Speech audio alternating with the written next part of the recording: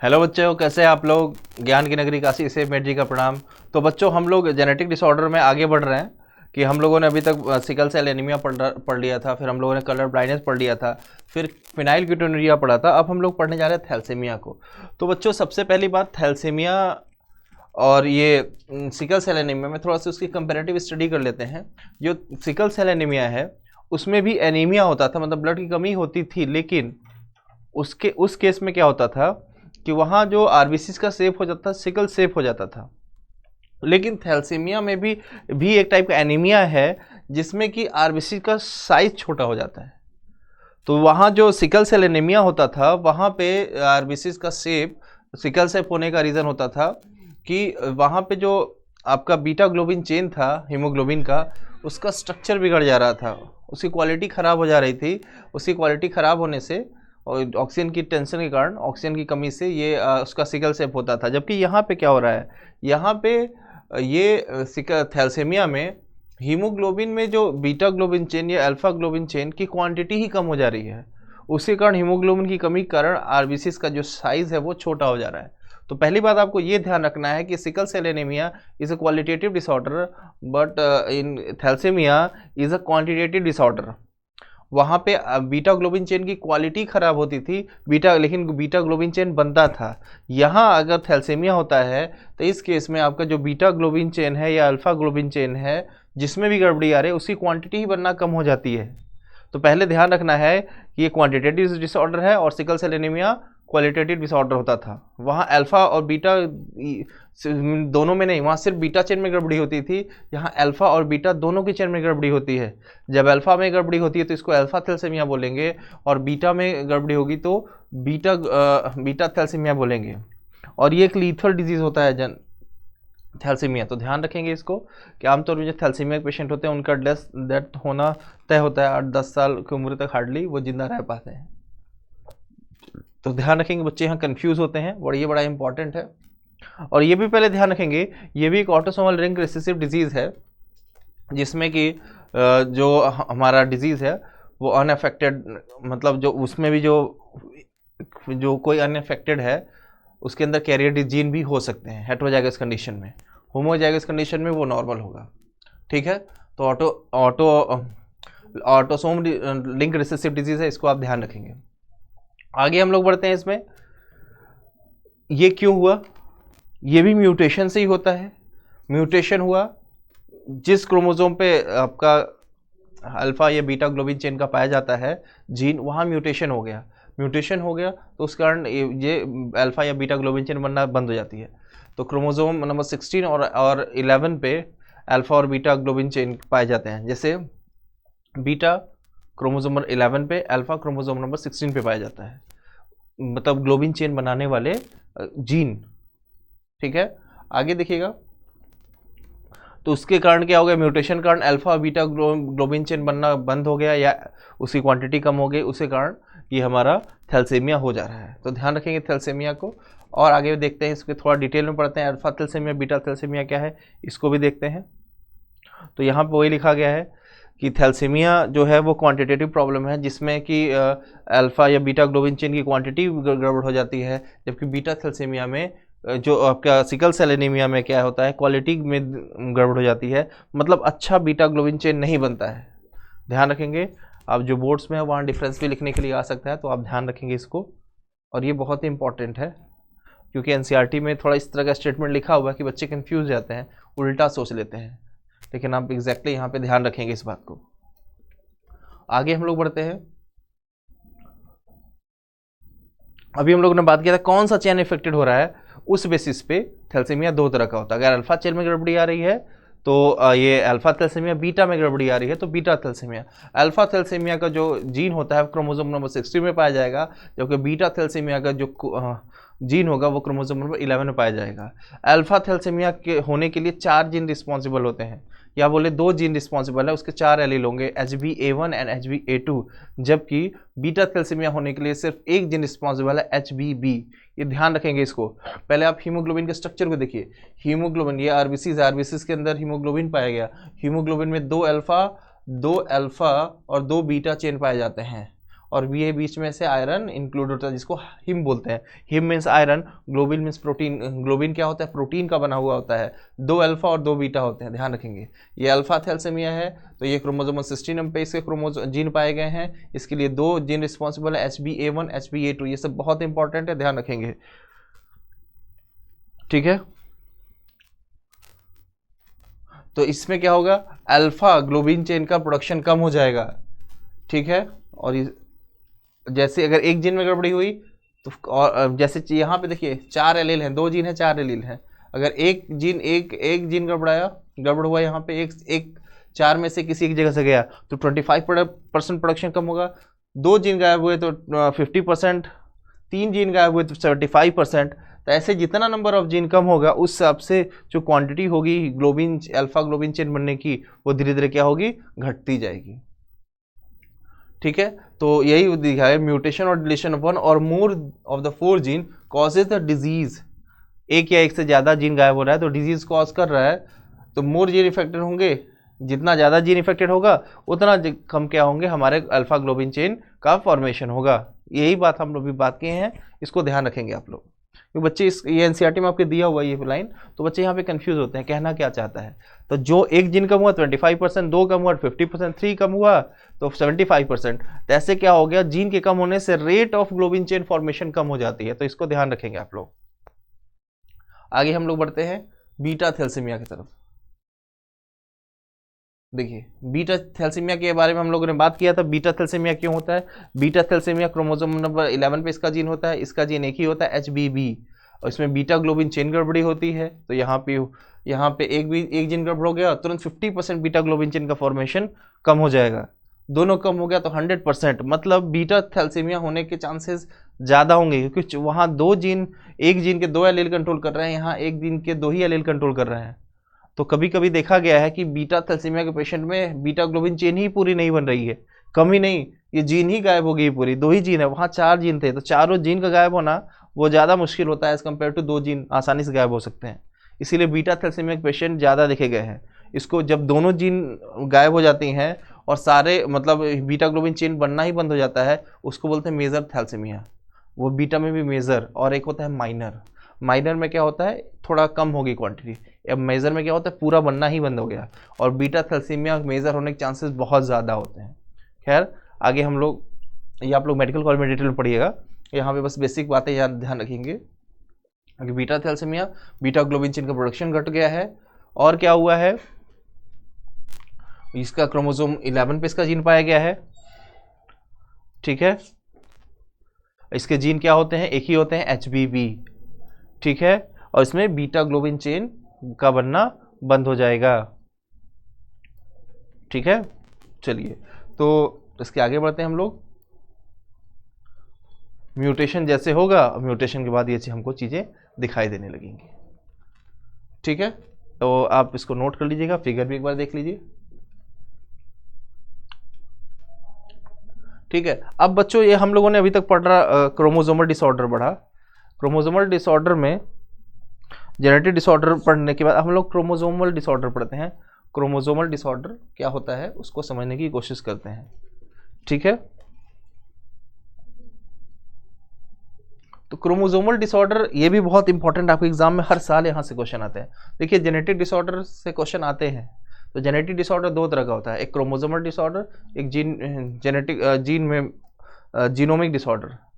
तो अगर हम क्रोमोसोमल डिसऑर्डर भी 2 तरह का होता है, एक क्रोमोसोमल एबरेशन और दूसरा होता है आपका हेट्रोप्लॉइडी, या उस हेट्रोप्लॉइडी में जिसमें एन्यूप्लॉइडी, यूप्लॉइडी ये सब आते हैं। क्रोमोसोमल एबरेशन में डुप्लीकेशन, ट्रांसवर्जन, ये सारे टॉपिक आते हैं। और आपका जो हम लोग म्यूटेशन में पढ़े थे, जेनेटिक म्यूटेशन या पॉइंट म्यूटेशन कह रहे थे, उसमें सब्स्टिट्यूशन हो गया, फ्रेम शिफ्ट म्यूटेशन हो गया, वो सारी चीज़ें उस सेक्शन में आती हैं। तो वहाँ हम लोग पढ़ने जा रहे हैं। आगे टॉपिक देखिए जेनेटिक डिसऑर्डर। जेनेटिक डिसऑर्डर में देखिए क्रोमोसोमल डिसऑर्डर है। क्रोमोसोमल डिसऑर्डर क्या हो गया? अब क्रोमोसोमों का जब एबनॉर्मल अरेंजमेंट हो जाए, या तो क्रोमोसोम घट जाए या तो क्रोमोसोम बढ़ जाए। तो क्रोमोसोम का एबनॉर्मल अरेंजमेंट हो गया, या तो पूरा सेट ही बढ़ जाए, या तो एक क्रोमोसोम गायब हो जाए, या तो एक क्रोमोसोम बढ़ जाए। तो उसी को हम बोलते हैं क्या, क्रोमोसोमल डिसऑर्डर। तो देखिए कॉजेज ड्यू टू एब्सेंस और एक्सेस और abnormal arrangement of the one of more chromosome. तो ये दो तरह का, एक एन्यूप्लॉइडी एक पॉलीप्लॉइडी। एन्यूप्लॉइडी और पॉलीप्लॉइडी, पहले पॉलीप्लॉइडी में क्या हो गया, क्रोमोसोम जैसे मान लीजिए 46 क्रोमोसोम है, 23 पेयर के फॉर्म में है, और क्रोमोसोम 2n था, लेकिन अब क्रोमोसोम 3n हो जाए और क्रोमोसोम 46 की जगह आपका हो जाए 69, 3 सेट के फॉर्म में 23 23 23। पहले क्या था, 23 का सेट था और 23 सेट मिला के 46 होता था। अब 23 23 23 के 3 सेट हो जाए, अब 3n हो जाए, ये पॉलीप्लॉइडी का कंडीशन होता है। 4n हो जाए, 5n हो जाए तो पॉलीप्लॉइडी का कंडीशन होता है। तो पूरा एक सेट बढ़ जाए तो पॉलीप्लॉइडी, एक क्रोमोसोम बढ़ जाए या घट जाए तो एन्यूप्लॉइडी। ध्यान रखेंगे इसको।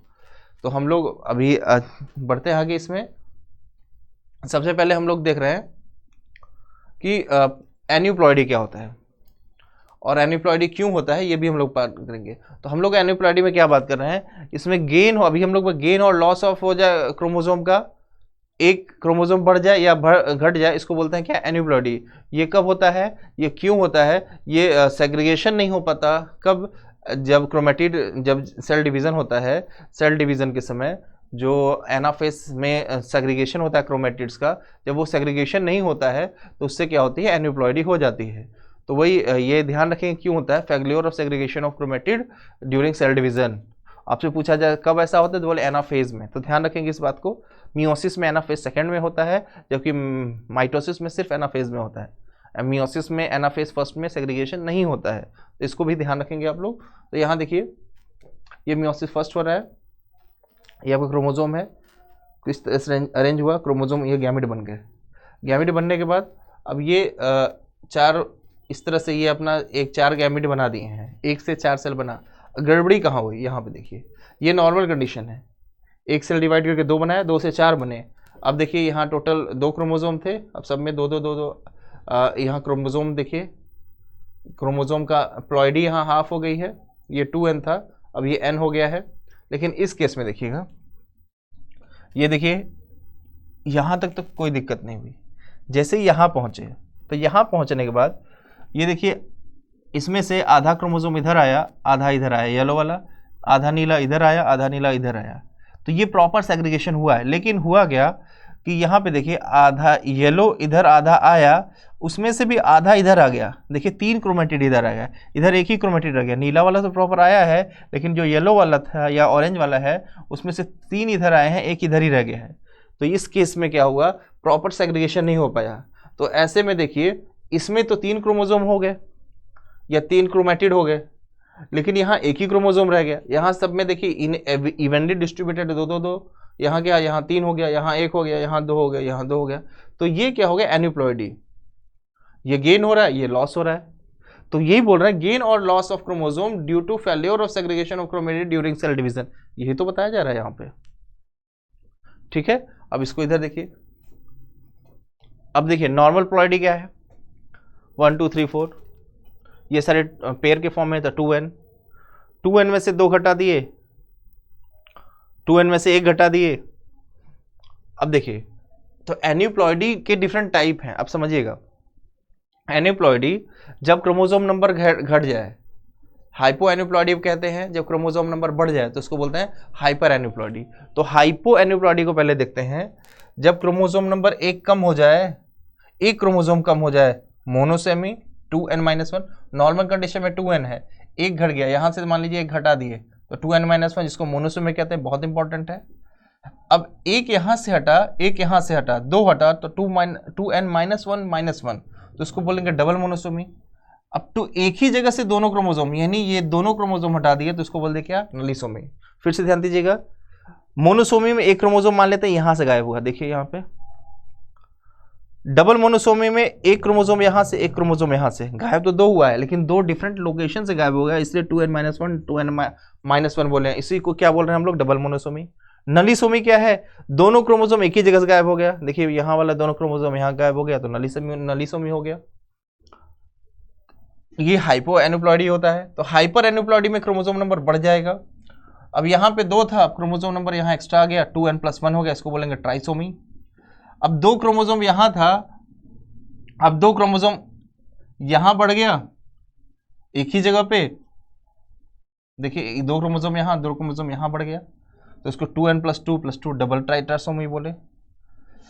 एक ही जगह सिर्फ 2 क्रोमोसोम बढ़ गए, टेट्रासोमी। बस एक क्रोमोसोम बढ़ा तो ट्राइसोमी 2n+1 होता है। 2 क्रोमोसोम बढ़ गया एक ही जगह पे, 2n+2 हो गया टेट्रासोमी। 2 क्रोमोसोम यहां बढ़ा, 2 क्रोमोसोम यहां, टोटल 4 क्रोमोसोम बढ़ गया, 2n+2+2 बोल दिए, इसको बोले डबल टेट्रासोमी।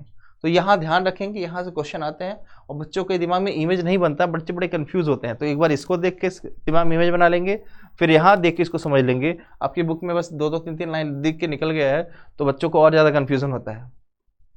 ठीक है, आगे बढ़ते हैं इसमें।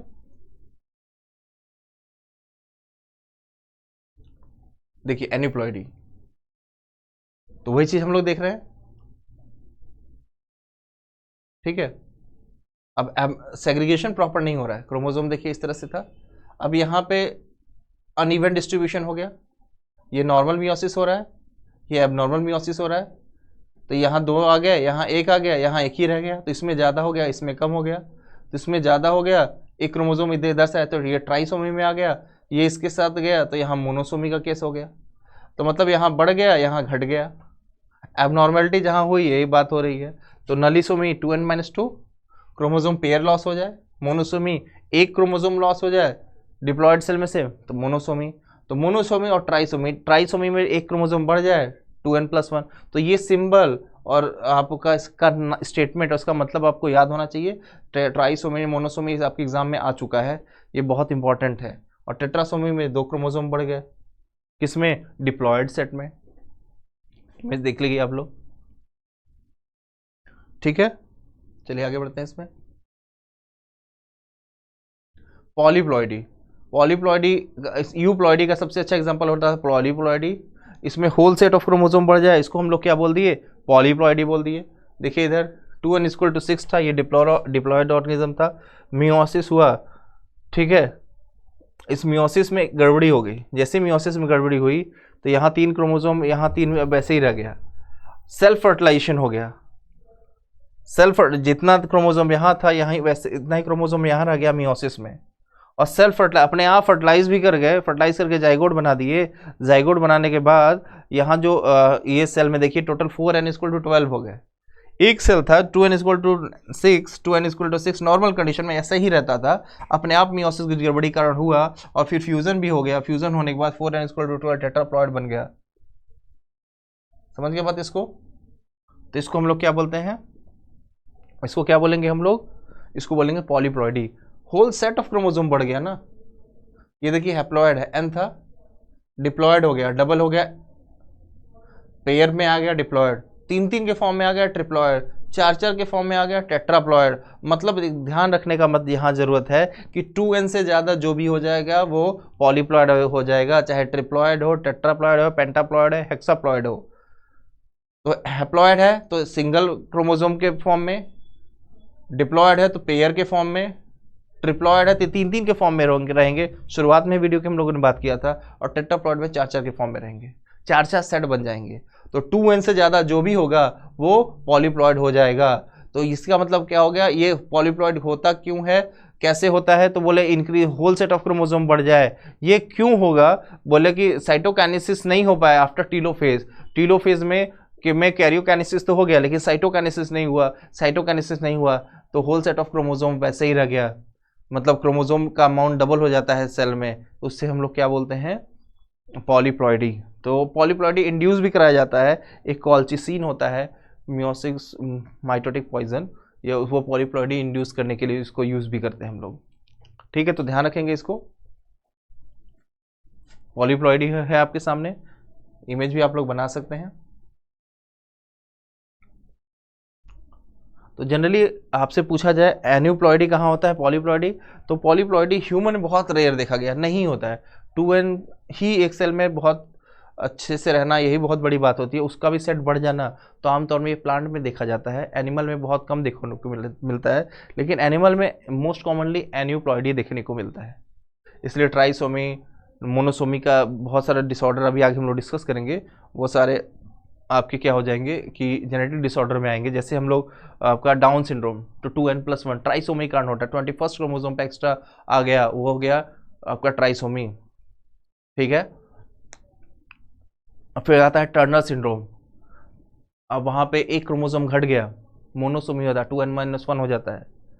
तो सेक्स क्रोमोसोम एक घटने के कारण होता है मोनोसोमी। तो ये आपका एग्जाम्पल हो गया मोनोसोमी का क्या, टर्नर सिंड्रोम। इसको आप भी आपको ध्यान रखना है कि इसका एग्जाम्पल कौन सा है।